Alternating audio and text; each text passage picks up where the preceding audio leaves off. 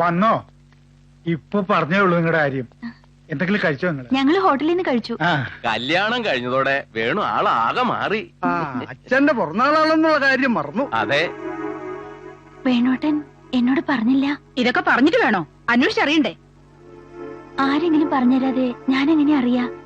അറിഞ്ഞിരുന്നു വെച്ചാല് ഞങ്ങൾ പുറത്തു പോയി ഭക്ഷണം കഴിക്കുവോ? സാരമില്ല, ഇനി നമുക്ക് ഡേറ്റ് ഓഫ് ബർത്ത് ആഘോഷിക്കാം. 18-ാം തീയതി. തൽക്കാലം അങ്ങനെ സമാധാനിക്കുക. പോയ ബുദ്ധി ആന പിടിച്ചാ വരില്ലല്ലോ. പെണ്ണുങ്ങൾ പിടിച്ചിരിക്കണ ബുദ്ധിയാണെങ്കിൽ പ്രത്യേകിച്ചും.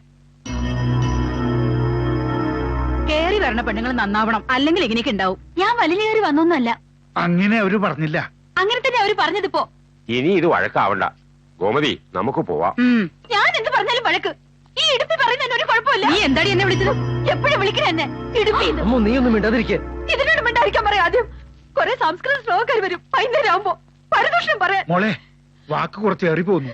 മോളത്രേ അച്ഛൻ അവരുടെ കൂടെ തന്നെയാ. അവരെന്തെങ്കിലും പറഞ്ഞാലും നിനക്ക് സഹിച്ചൂടെ? മൂത്തോരല്ലേ അവര്. അവരുടെ അഹമ്മദ് ഞാൻ എന്തിനു സഹിക്കണം? നീ ഒന്നും മിണ്ടാതിരിക്കട്ടോ. ഈ ഇടുപ്പി പറയണ നിങ്ങളൊക്കെ കേട്ടോളൂ.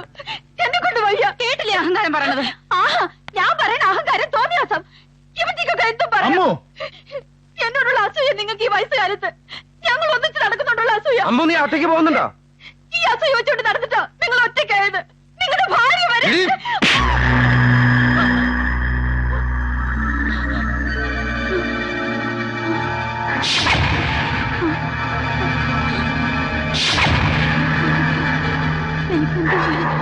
വേണോട്ടാ, ആരിലെങ്ങും നന്ദ നന്ദ നന്ദ.